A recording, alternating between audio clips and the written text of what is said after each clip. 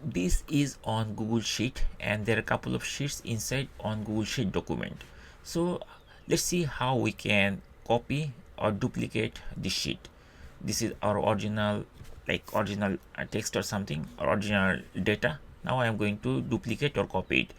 To do this, we just need to move our cursor on top of the sheet which we want to duplicate. So this is the original, this is the name of this sheet, original. I'm going to duplicate it. Just move your cursor, then right click, and then it will bring this type of menu. From here we have to choose duplicate, and once we click here, you see another sheet is opened, and this is exactly the same name with the word copy of then original.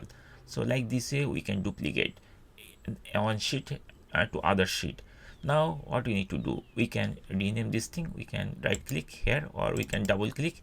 It will be bring this type of blinking cursor. Then we can remove this thing, and we can type our desired name like copied table or copied data. That's it. And in this way we can easily duplicate or copy from one sheet to other or a new sheet.